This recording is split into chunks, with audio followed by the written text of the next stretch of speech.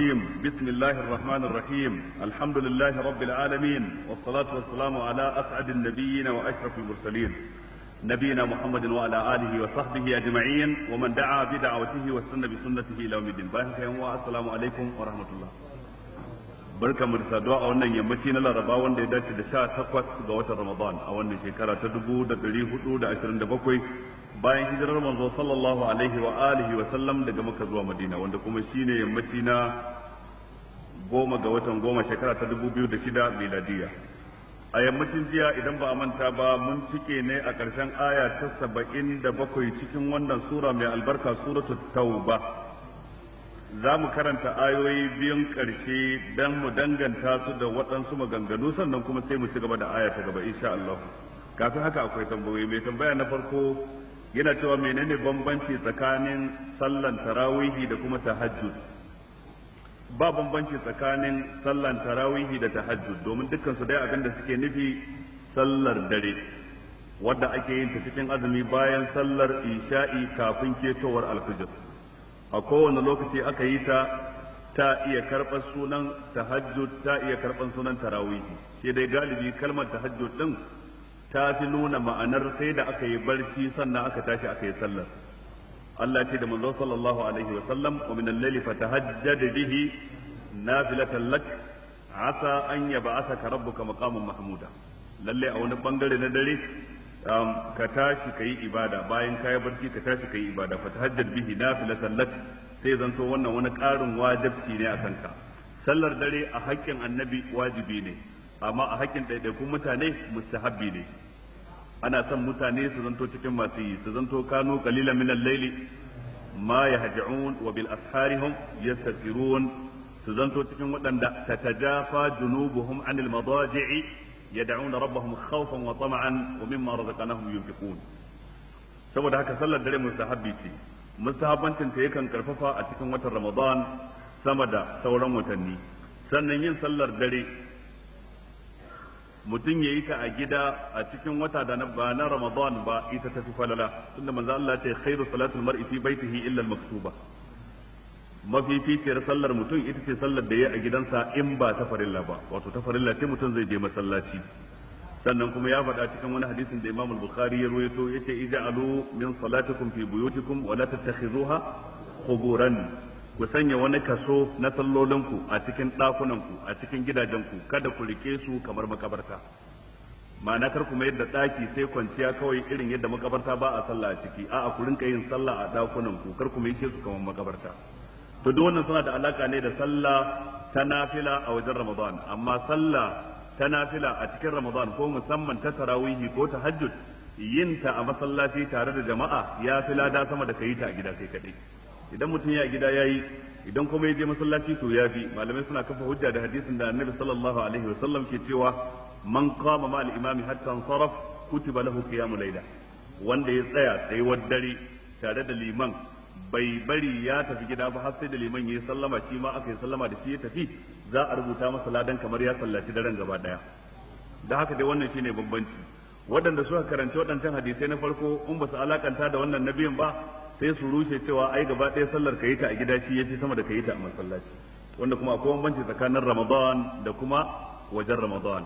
A wajen Ramadan ka yi sallar ka a gida shi yafi sama da ka je masallaci ka yi ta, amma a cikin Ramadan kuma sunna ne ka je masallaci ko mustahabbi ne ka je masallaci, sannan ko mustahabbi ne ka yi cikin jam'i.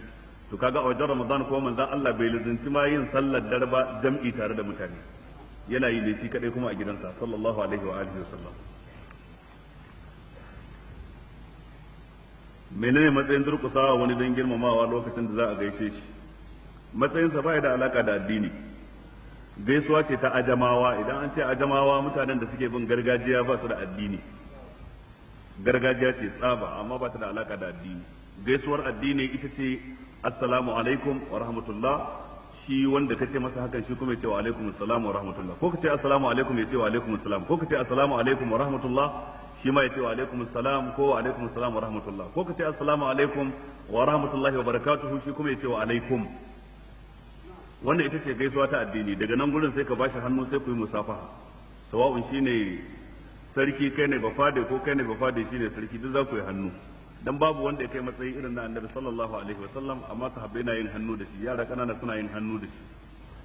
Shi yasa ɗaya daga cikin sahabban manzon Allah da ya je kasar Sham ya ga yadda ake girmama manya, ana durƙusa a ga yadda su sai ya zo zai wa annabi. Manzon Allah ce wa yasa kai ce gani ne ana girmama manya idan za a gaishe su sai a durƙusa, sai na ga ba wanda ya fi cancanta a yi masa wannan sai kai. Sai ce law kuntu amiran ahadan an yasjuda li ahadin la amartu al-mar'a an tasjuda li zawjiha min 'izami haqqihi 'alayha. Inda ake zan umarci wani yayi wa wani sujada, da na umarci mace ta yi wa mijinta sujada saboda girman haƙƙin miji a kanta.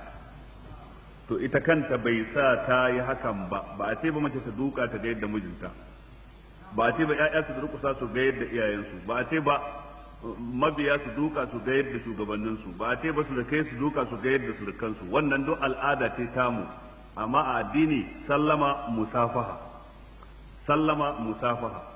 Sahabban manzo Allah in suna tafiya da juna, kamar yanzu a ce muna tafiya da malam Sa'idu, sai wata bishiya ta shiga tsakiyar mu, ya bi ta damanta na bi ta hagunta, in suka sake haduwa sai in ce assalamu alaikum, ya ce wa alaikum salam, saboda ya da sallama. Dan manzo Allah ya ce assalam din suna ne daga cikin sunayen Allah, afshuhu bainakum, ku ya dake a tsakaninku. Dan Allah ya ce huwa Allahu allazi la ilaha illa huwa alimul ghaibi wash shahada huwa arrahmanur rahim, huwa Allahu allazi la ilaha illa huwa al-malikul quddus assalam. Suna ne cikin sunayen Allah, ku ya dake a tsakaninku. Ba wanda zai shiga aljanna sai da sallama. Tahiyyatuhum yawma yalqawnahu salam, wal malaikatu yadkhuluna alaihim min kulli babin salamun alaikum bima sabartum fa ni'ma uqbad dar, salamun alaikum tibtum fadkhuluha khalidin la yasma'una fiha lagwan wala ta'siman illa qilan salaman salama. Salaman salama akwai abin da yafi dadi.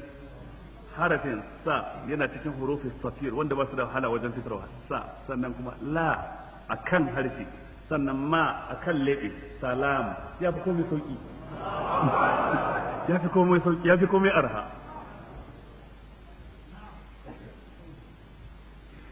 Don haka dai ya kamata kenan mu raya wannan gaisuwa da annabi ke yi shi da sahabbansa, ya kasance shugabanninmu sun raya mana ita mu da su. Wannan kuma sai a hankali da karantarwa, kasan duk abin da ya shekaru ɗaruruwa ana yi, to kuma kafin a zo a ce an daina shi farar ɗaya yana da wahala, amma dai gurgudan yadda ake fahimtar karantarwar manzon Allah ake aiki da ita, to gurgudan yadda ake nisantar gargajiya kenan. Wannan kuma yake cewa menene tarihin Sheikhul Islam Ibn Taymiyyah da Ibn al-Qayyim da Nasiruddin al-Albani? Ina jin sunan su amma ban san su ba. Wannan ba zai yi a ce a cikin karatu a bada tarihin su ba. Sheikhul Islam dai shine Ahmad ibn Abdul Salam ibn Taymiyyah, an haife shi hijiran annabi na shekara 661, ya mutu hijira na 728, 728. Ina fatan mun fahimci wannan. Wannan shine Sheikhul Islam ibn Taymiyyah, gagarumin malamin da bayan ya shuɗe zuwa yau marubuta sun yi shaidar a samu mutum irinsa a babin aqida da tafsiri, wato da sauran ulumul islamiyya, to ba a cewa babu, amma dai an bincika dai a cikin waɗanda suka fito aka ji kururuwar su ba a sami irin Sheikhul Islam Ibn Taymiyyah ba. Har makiya sun yarda cewa wato ainihin lalle mutum ne mai ilimi, mutum ne mai takawa, mutum ne mai tsoron Allah. Har makiyansa in dai za su yi adalci. Wannan shine Sheikhul Islam Ibn Taymiyyah. Ibn al-Qayyim kuma almajirinsa ne. Shi kuma an haife shi shekara ta 691 idan ba manta ba, ya mutu shekara ta 750 da wani abu, na manta yankan, amma 750 da wani abu. Almajirin Ibn Taymiyyah ne, saboda tsabar almajirci wurin Ibn Taymiyyah aka kulle Ibn Taymiyyah a kurkuku, ya bi shi suka yi zaman kurkuku tare saboda ya amfani da iliminsa. Idan yan kurkuku aka sallame su aka ce wa'adinka ya kare, mutum ya fita ya ce ba zan fita ba, tunda Sheikhul Islam yana ciki, saboda karatu da suke samu da ilimi da suke samu. Kawai abin da ake a zaman shi kenan, zaman ka haddace Qur'ani, tattaunawa kan hadisin manzon Allah, fassara wata aya cikin ayoyin Al-Qur'ani, an fatawa. Kishirwar ilimi da yan kurkuku suke da ita duk ta mutu, don haka idan aka ce an sallame ka mutum ya ce ba zan tafi ba. Ibn al-Qayyim sai ya fita da kurkuku har lokacin sai da Ibn Taymiyyah ya rasu. Sheikh Nasiruddin Albani kuwa babban malami ne da ya rayu a wannan karni, mun rayu da shi a wannan zamani da muke ciki. An haife shi bazin tuna ba a ta hijira, amma shekarar miladiyya shine 1914, 1914 kuma ya mutu 2001 wato shekaru kaɗan da suka wuce baya kenan. Ya yi shekaru sama da 80 a duniya ba abin da yake banda hidimar hadisin manzon Allah sallallahu alaihi wasallam. Shekarar wallafa da rubuce-rubuce kawai shekara 60, wannan ta wallafa da rubuce-rubuce banda kafin ya fara wallafa. Yana da mashahuran littattafai silsilatul ahadith ad-da'ifa wal mawdu'a da silsilatul ahadith as-sahiha ga irwa'ul ghalil fi takhrij ahadith manar as-sabil da dai sauran littattafai musamman akan abin da ya shafi hadisin manzon Allah sallallahu alaihi wasallam. Aya ce ta wannan zamani, Allah ya ajiye ta a wannan zamani, kowa ya ganta. Allah ji kansa da gafara, su duka Allah ji kansa da gafara, su duka su ahlus sunna ne, su duka kowanne yayi shuhura wajen kafa sunnar annabi da yakar bid'a. Su waɗannan manyan malaman, duk wanda kaje yana son su alama ce ta ce ahlus sunna ne, duk wanda kaje yana zagin su ko yana kushe su alama ce ta cewa kasar gumin dan bid'a ne. Allah tsare mu da bid'a. A'a wanda kaje sun soke shi jahilai ne, kuma shi jahili dan ya soke ka kai sai ka damu. Wai jahilai su cewa Albani wai murji'a ne, ka tambaye shi kalmar murji'a din kanta menene tasrifin ta a cikin larabci, shi wanda ya wannan magana daga ina ya same ta, yaushe aka fara amfani da ita a tarihi, wa ya fara rubuta kalmar murji'a, kuma su waye murji'a, a wani lokaci suka kunno kai, menene usul na bid'ar su. Su matsalar jahilai ba sa yadda a tattauna da su a haka, in ka fara tattauna sai su tayar da rigima, kaga sai kai shiru, idza nataqattafihu fala tujibhu fa khairun min ijabatihi sukutu. Idan wawa ya zance karka bashi ansa, domin yin shiru yafi bashi takeici. idza kallamtahu farrajta anhu wa in khallaitahu kamadan yamutu. Idan ka mayar da martani sai ya ji daɗi, ya ji daɗi, amma idan kai banza da shi sai ya je mutu da bakin ciki. Zai hada shan ruwa da sahur ba tare da ya bacci a tsakiya ba saboda damuwa. Ya za ka yi damuwa. Wannan abin da ke hannuna alƙur'anai ne guda biyu, ɗaya daga cikinsu wato dukansu dai an samu kurakurai na rubutu a cikinsu. Na farko an samu kuskure wato har guda uku. Ɗaya daga cikin kuskuren a cikin suratul ankabut da Allah ya ce wa lutan iz qala liqaumihi ina hafiza ana cikin suratul ankabut rubu'in karshe wa habna lahu ishaqa wa lutan iz qala liqaumihi a innakum lata'tuna al-fahisha ma sabaqakum biha min ahadin min al-alamin.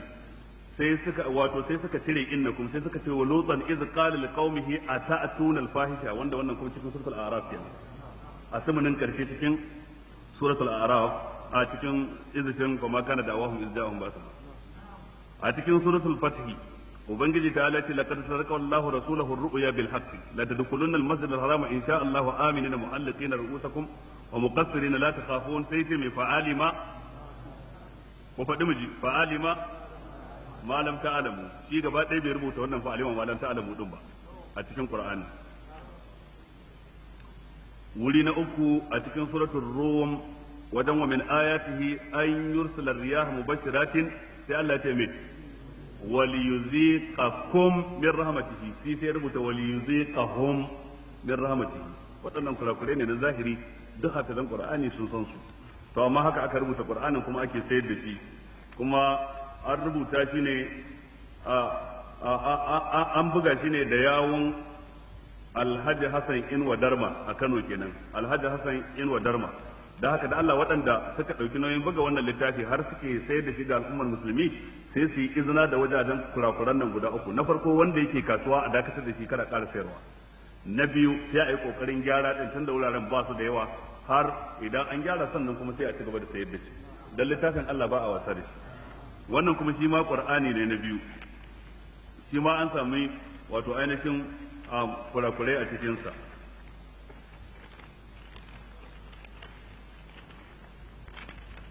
Akwai kuskure da suka yi a cikin suratul hajji da ubangiji ta'ala ce wa ma arsalna min qablika min rasulin wala nabiyyin illa idza tamanna alqa ash-shaytanu fi umniyatihi fayansakhu Allahu ma yulqi ash-shaytanu sai thumma sai suka bata sa wannan summa din ba.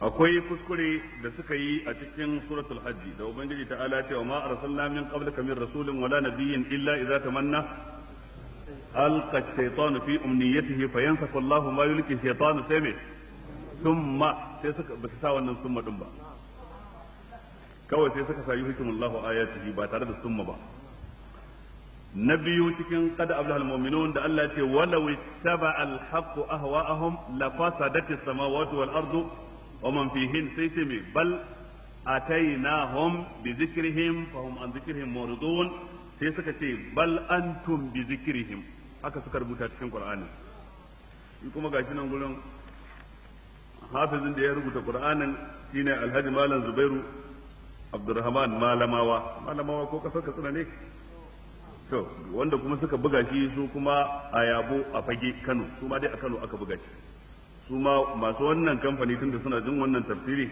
ana sawa a Kano da falalar Ubangiji subhanahu wataala to idan sun ji sai su yi kokarin gyara waɗannan kurakurai da ke cikin wannan Qur'ani wanda ke da falala wajen faɗakarwa akan wannan kuskure ba wai ni bane ba ni kawai sako ne na isar amma na ce ya rubuta mun sunansa dan sai da muka duba ni da shi na ga abin da ya faɗa haka ne sunansa Abdullahi Isa Muhammad amma ni na sa masa malam Abdullahi Isa Muhammad wanda yake madrasatu Baitul Izza li tahfizul Qur'an kwanar Yobe a nan cikin garin Maiduguri wani hafizin Qur'ani ne yana cikin malazanta wannan sauraron wannan tafsiri shine ya kawo mun wannan tazu da safe kuma amana ce tun da ya isar in faɗa kuma ko shakka babu shi ke da falalar gano waɗannan kurakura ni ba ni ne na gano su ba shi ya gano kuma abin da ya gano din na wannan kurakurai kan haka suke duk ba zai ne yanzu kun ba da shaida Allah saka masa da alkhairi muna fatan su kuma waɗanda abin ya shafa Allah sa su yi kokarin gyarawa abu biyu da ya rage wannan wani littafi ne da ke hannuna Islam and the Contemporary World System wanda Baga na Mustafa da kuma Malam Ahmad Abdul Qadir suka rubuta shi